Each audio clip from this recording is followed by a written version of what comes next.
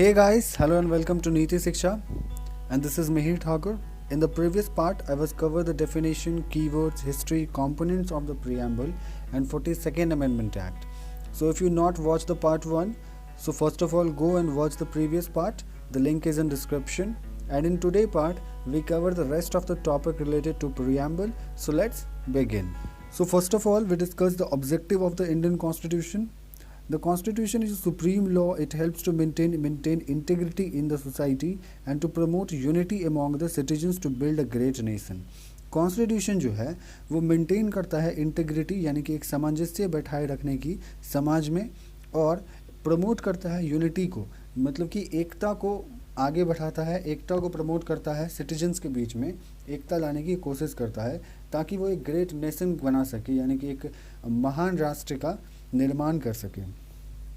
The main objective of the constitution is to promote harmony throughout the nation.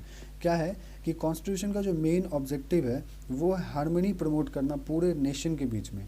क्या है तो मतलब कि क्योंकि हमारे इंडिया में बहुत सारे टाइप के रिलीजन्स हैं, बहुत सारे कास्ट हैं, बहुत तरह के लोग रहते हैं, तो डाइवर्स कंट्री है हमारा इंडिया, तो यहाँ पे एक हार्मनी मेंटेन करना बहुत इंपॉर्टेंट हो जाता है. तो कॉन्स्टिट्यूशन का मेन ऑब्जेक्टिव भी यही है कि हार्मनी मेंटेन रखे वो पूरे नेशन में. ओके, आगे बढ़ते हैं. ओके, तो अब देखेंगे तो factor which help in achieving this objective of, और क्या क्या फैक्टर्स हैं जो इन ऑब्जेक्टिव्स को जो है अचीव करने में हमारे हेल्प करते हैं कॉन्स्टिट्यूशन को. तो वो है जस्टिस. सबसे पहला फैक्टर है justice. Justice means it is necessary to maintain order in society that is promised through the various provision of fundamental right and the directive principle of state policy provided by constitution of India. Okay, ये ज़रूरी है कि हमारे society में एक order maintain रहे, है ना, जो कि हमारे फंडामेंटल राइट्स और डायरेक्टिव प्रिंसिपल स्टेट पॉलिसी के प्रोविजंस में दिया हुआ है कि हम अपनी सोसाइटी में ऐसे तरीके से अपना ऑर्डर मेंटेन करके चलेंगे. ये चीज़ हो जाएगा हमारा जस्टिस, है ना. इसमें 3 एलिमेंट्स हैं जो कि इम्पॉर्टेंट हैं. कौन कौन से एलिमेंट है? एक है सोशल, एक है इकोनॉमिक एंड एक है पॉलिटिकल. ओके, तो सोशल जस्टिस देखेंगे हम. Social justice means the constitution wants to create a society without discrimination on any ground of caste, creed, gender, religion etcetera. इसका मतलब कि संविधान चाहता है कि वो एक ऐसे सोसाइटी का निर्माण करे जहाँ पे भेदभाव ना हो. तो किस तरीके का भेदभाव? एक तो कास्ट के बेसिस पे भेदभाव ना हो, क्रीड के यानी कि मज़हब के किसी मज़हब के बेसिस पे भेदभाव ना हो, दूसरा जेंडर्स के बेसिस पे भेदभाव ना हो, और रिलीजन के बेसिस पे कोई भेदभाव ना हो. Okay, and the second is economic justice. Economic justice means the economic justice means the no discrimination can be caused by people on the basis of their wealth, income and economic status. Every people must be paid equally for an equal position and all people must get opportunities to earn for their living. Okay, economic justice means हुआ कि किसी भी लोगों के बीच में economic को लेकर के भेदभाव नहीं हुआ होगा. यानी कि अगर कोई अमीर है या फिर कोई गरीब है तो ऐसा नहीं कि अमीर को ज़्यादा वैल्यू दिया जाएगा, गरीब को कम चांसेस दिए जाएंगे, कम वैल्यू दिए जाएंगे, है ना. दोनों को, हर तरह के लोगों को, चाहे वो ज़्यादा कमा रहे हों जिनका इनकम ज़्यादा हो, है ना, जिनका इकोनॉमिक स्टेटस ज़्यादा हो, चाहे वो कम कमा रहे हों, है ना, इनकम किसी का कम हो, या फिर किसी का इकोनॉमिक स्टेटस बहुत लो हो, तो उसमें भी हम इक्वालिटी लेकर के आएंगे. इक्वल मतलब कि इक्वल पे करेंगे उनको, उनके इक्वल पोजीशन, जो भी पोजीशन होगा उसके लिए जो भी एक मुनासिब जो भी होगा उन लोगों के लिए वो चीज़ उनको मिलेगा सोसाइटी में, और जो अपॉर्चुनिटी उनको दिए जाएंगे वो इक्वली अमॉन्ग डिस्ट्रीब्यूट किया जाएगा उन लोगों में. Okay, and the third is political justice. Political justice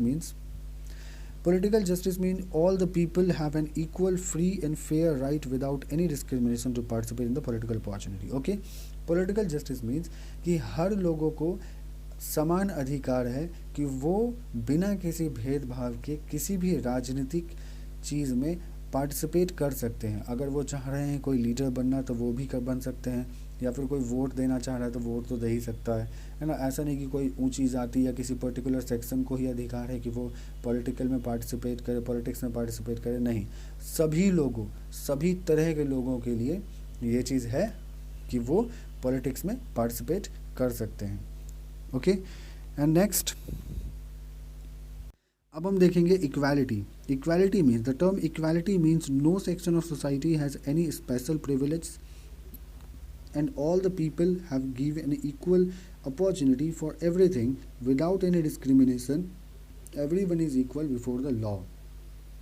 means कि अगर सोसाइटी में बहुत सारे लोग रह रहे हैं तो उनको जो प्रिविलेज मिलेगा, जैसे मान के चलिए सोसाइटी में कोई प्रिविलेज दिया जा रहा है, जैसे कि कोई नल लग रहा है ना, या फिर पावर का डिस्ट्रीब्यूशन हो रहा है, बिजली दिया जा रहा है, तो ऐसा नहीं कि किसी में भेदभाव होगा कि इनको ज़्यादा इनको कम मिलेगा, ऐसा नहीं, इक्वली डिस्ट्रीब्यूशन किया जाएगा among all the people in the society. So और या फिर कोई लॉ, इक्वालिटी बिफोर लॉ का मतलब कि कानून के सामने सभी सेम होंगे और कानून भी सबके लिए सेम होगा। ऐसा नहीं कि किसी के लिए कानून अलग, जो अमीर हैं या बड़े लोग हैं उनके लिए कानून अलग, और जो गरीब हैं छोटे लोग हैं उनके लिए कानून अलग, ऐसा नहीं, कानून सबके लिए ही बराबर होगा। तो समान अधिकार देने की बात की जा रही है। नेक्स्ट है हमारा liberty. Liberty, the term liberty means freedom. Liberty का जो मतलब होता है वो होता है फ्रीडम। फ्रीडम मीन्स आज़ादी, और लिबर्टी का एक्चुअल हिंदी मतलब है वो स्वाधीन, स्वाधीनता। For the people to choose their way of life, have political views and behaviour in society. मतलब कि लिबर्टी जो है वो फ्रीडम मीन्स, फ्रीडम जो देती है हमें, वो देती है कि हम अपना चूज़ करते हैं वे ऑफ, मतलब कि लाइफ, कैसा हम लाइफ जीना चाहते हैं। ठीक है, हम अपना लाइफ कैसा जीना चाहते हैं, हमारा पॉलिटिकल व्यूज़ क्या है, हम किसी पार्टी को सपोर्ट कर रहे हैं, किसी को अपोज कर रहे हैं, है ना। जो हमारा सोसाइटी में बिहेवियर है वो हम खुल के अपना बिहेव रख सकते हैं, बिहेवियर हमारा खुल के रहेगा, हमको किसी से डरने की ज़रूरत नहीं है, हमारे साथ कोई भेदभाव नहीं होगा, है ना। हम अपना व्यूज़ है उसको अच्छी तरीके से एक्सप्रेस कर सकते हैं सोसाइटी में, किसी को बता सकते हैं। अगर किसी से नाराज़गी है, किसी पार्टी से नाराज़गी है, किसी पॉलिटिकल पार्टी से नाराज़गी है, तो वहाँ पे भी हम खुल करके प्रोटेस्ट कर सकते हैं। ठीक है, ये आज़ादी हमें देता है। बट आगे देखेंगे, liberty does not means freedom to do anything. Okay, anything, a person can do anything but in limit set by the law. अब लिबर्टी यानी कि आज़ादी देने का मतलब ये नहीं कि लोग कुछ भी कर दें, है ना, कुछ भी करें, रोड पे जाएं, तोड़ फोड़ मचा दें, आग लगा दें, दंगा फसाद कर दें, ये आज़ादी नहीं है किसी के पास। आपके पास आज़ादी है लेकिन कुछ लिमिट्स के साथ, जो कि लॉ आपको एक लिमिट में रखने की आज़ादी देने की बात करता है। ठीक है, and the next is fraternity. Fraternity, the term fraternity means feeling of brotherhood and an emotional attachment with the country and all the people. Fraternity helps to promote dignity and unity in the nation. Okay, fraternity means होता है भाईचारा, है ना। हमारा emotional attachment होना चाहिए country के साथ और कंट्री के लोगों के साथ। ठीक है, इससे क्या होगा कि हम अपने कंट्री में एकता जो है वो बरकरार रख पाएंगे। ठीक, एंड आगे हम देखेंगे इम्पॉर्टेंस ऑफ द ऑब्जेक्टिव्स। इन सभी ऑब्जेक्टिव्स का क्या इम्पॉर्टेंस है वो हम देखेंगे। सो आगे बढ़ते हैं। सो इम्पॉर्टेंस ऑफ ऑब्जेक्टिव में देखते हैं, it provides a way of life, it includes fraternity, liberty and equality as the notion of happy life and which can not be taken from each other. Means कि जो वे of life है हमारा, वो ये objectives तो एक हमें provide करता है हमारे जीवन जीने का सही तरीका, है ना। हम सिस्टमेटिक ढंग से अपना लाइफ जो है आगे बिता सकें, लाइफ जी सकें, जिसमें कि ये तीन चीज़ बहुत इंपॉर्टेंट है। एक तो फ्रेटर्निटी इंपॉर्टेंट है, लिबर्टी इंपॉर्टेंट है, इक्वालिटी इंपॉर्टेंट है। और तीनों में क्या है कि अगर तीन चीज़ ही रहेंगे तो हम अपना लाइफ जो है वो हैप्पी तरीके से गुजार सकेंगे, है ना, हैप्पी तरीके से रह सकेंगे, खुशी से रह पाएंगे। अगर मान के चलिए कि किसी भी एक चीज़ का ना होना, ये गलत हो जाएगा। अगर लिबर्टी और इक्वालिटी है और फ्रेटर्निटी नहीं है तो दिक्कत हो जाएगा। अगर फ्रेटर्निटी और इक्वालिटी है और लिबर्टी नहीं है तब भी नहीं होगा। या फिर अगर इक्वालिटी लिबर्टी दोनों है, फ्रेटर्निटी नहीं है तो भी नहीं होगा। इन तीनों का होना ही बहुत ज़रूरत है।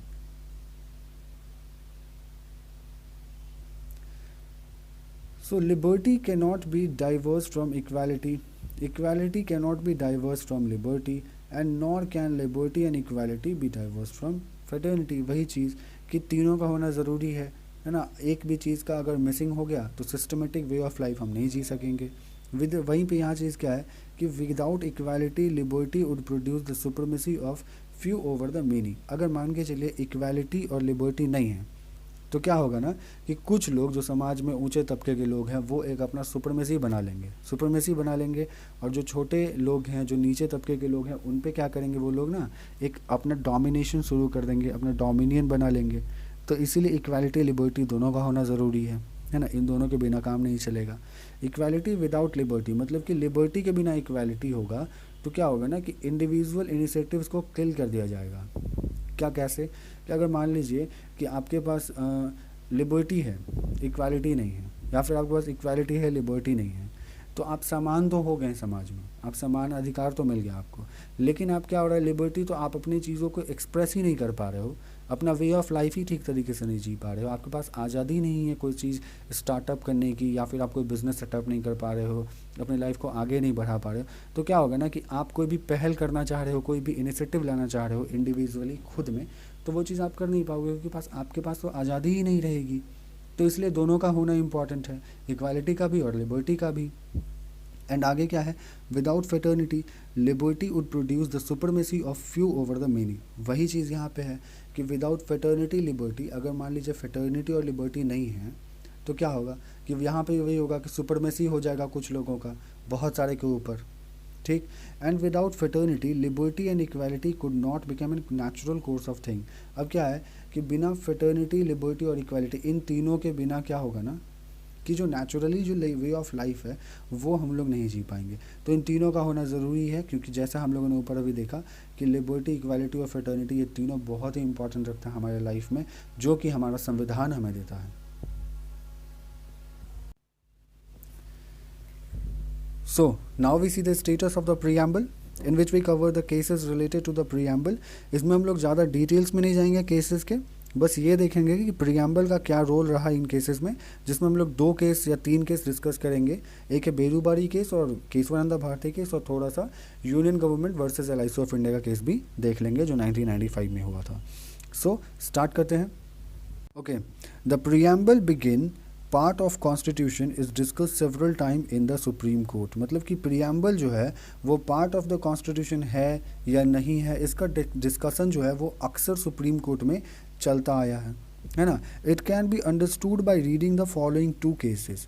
ओके, 2 केसेस को पढ़ करके हमें कुछ समझ में आता है, ठीक है। तो आगे हम देखेंगे केसेस को। सबसे पहले देखते हैं बेरूबारी केसेस। बेरूबारी केसेस में क्या है, it was used as a reference under article 143 of constitution which was on the implementation of Indo Pakistan agreement related to Berubari Union, and in exchange the enclaves which were recited for consideration by the bench consisting the 8 judge.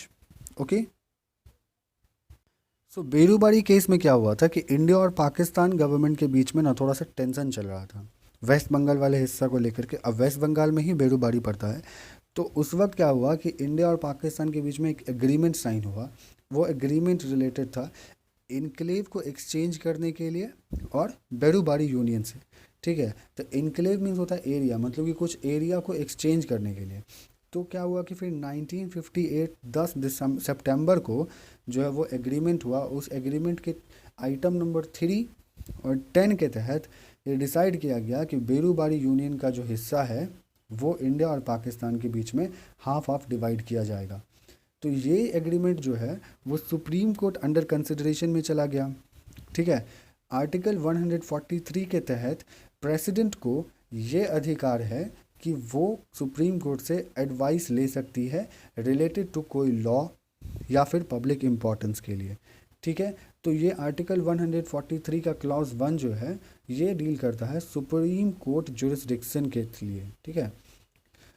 तो इसमें क्या हुआ कि supreme court को जो है preamble as a key to open mind of the makers, इसमें supreme court preamble को एज अ रेफरेंस यूज़ किया था, ठीक है, इस चीज़ को समझने के लिए। तो वही उसके बाद सुप्रीम कोर्ट ने ये कहा कि जो प्रीएम्बल है वो key to open the mind of the makers, but it can not be consider as the part of the constitution. मतलब कि ये कॉन्स्टिट्यूशन का पार्ट नहीं है, ठीक है। तो therefore it is not enforceable in the court of law. तो बेरूबारी केस में यही चीज़ कहा सुप्रीम कोर्ट ने कि प्रीएम्बल जो है वो कॉन्स्टिट्यूशन का पार्ट नहीं है, बस ये एक की तरह रोल करेगा जो कि किसी भी मेकर्स के माइंड्स को मतलब कि समझने के लिए या फिर किसी भी चीज़ को कॉन्स्टिट्यूशन को समझने के लिए बस इतना ही काम करेगा प्रीएम्बल, लेकिन ये कॉन्स्टिट्यूशन का पार्ट नहीं माना जाएगा। सो इसीलिए क्या होगा कि ये कोर्ट में इन्फोर्सेबल नहीं होगा, ठीक। अगेन हुआ केशवानंदा भारती केस, 1973 में इसका जजमेंट आया था, आपको याद होगा तो।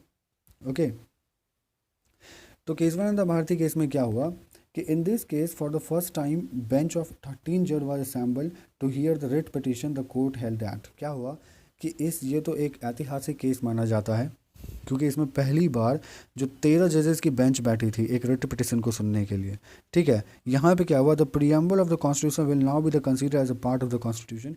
इस केस के जजमेंट में जो है सुप्रीम कोर्ट ने ये कहा कि प्रीएम्बल जो है वो कॉन्स्टिट्यूशन का पार्ट है, and the preamble is not supreme power or source of any restriction or prohibition, but it played an important role in the interpretation of statutes and provision of the constitution. But preamble जो है वो part तो रहेगी, but ये supreme power नहीं रहेगा किस चीज़ का, किसी भी सोर्स का, ताकि वो किसी भी चीज़ पर रिस्ट्रिक्शन लगा पाए, है ना, कोई प्रोहिबिशन लगा पाए। मतलब कि ऐसा नहीं कि आप प्रीएम्बल को लेकर के आप कोर्ट में चले जाओगे, आप कहोगे कि नहीं प्रीएम्बल में ऐसा दिया हुआ है तो आप इस तरीके से कानून नहीं बना रहे हो तो मैंने इसलिए केस कर दिया, पिटिशन लगा दिया। तो ये आप नहीं कर सकते हो, डायरेक्टली आप कोर्ट में नहीं जा सकते हो। जैसे आप फंडामेंटल राइट वायलेट्स होने के कारण कोर्ट में जा सकते हो, सुप्रीम कोर्ट या हाई कोर्ट डायरेक्टली जा सकते हो, तो वैसे आप प्रीएम्बल को लेकर के कोर्ट में नहीं जा सकते हो। ये बस एक इम्पॉर्टेंट रोल प्ले करेगा अगर आपको कोई चीज़ जैसे कोई आर्टिकल ऐड करना है ना, या कोई कानून बनाना है, तो वो जो है प्रीएम्बल डील करेगा। आगे, so it can be concluded that the preamble is part of introductory part of the constitution.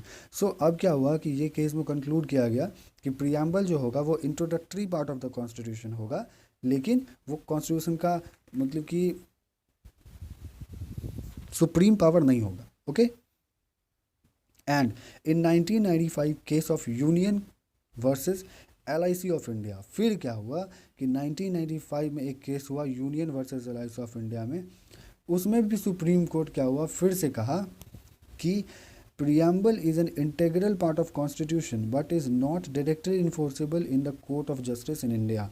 इसमें भी सुप्रीम कोर्ट ने यही चीज़ कहा कि प्रीएम्बल जो होगा वो इंटेग्रल पार्ट होगा कॉन्स्टिट्यूशन का, है ना, लेकिन वो डायरेक्टली इन्फोर्सेबल नहीं होगा कोर्ट में। जैसे कि पहले मैंने बताया कि आप डायरेक्टली उसको लेकर के कोर्ट में जाकर के क्लेम नहीं कर सकते हो, है ना, लेकिन ये इंटेग्रल पार्ट कॉन्स्टिट्यूशन का होगा। ये भी चीज़ 1995 में union government versus LIC of India में कहे थी। तो फाइनली हम लोगों ने प्रीएम्बल का चैप्टर कवर कर लिया और आई होप आपका प्रीएम्बल का सारे तरफ से जो है सारे एस्पेक्ट से कवर हो गया होगा। अगर आपको कोई क्वेरीज है तो आप मुझे कमेंट बॉक्स में पूछ सकते हैं। सो in the next video we will discuss the schedule of the Indian Constitution. So hope you like this lecture. If you like this lecture, so please do like, share and subscribe to Niti Shiksha, and see you in the next lecture. Goodbye, take care.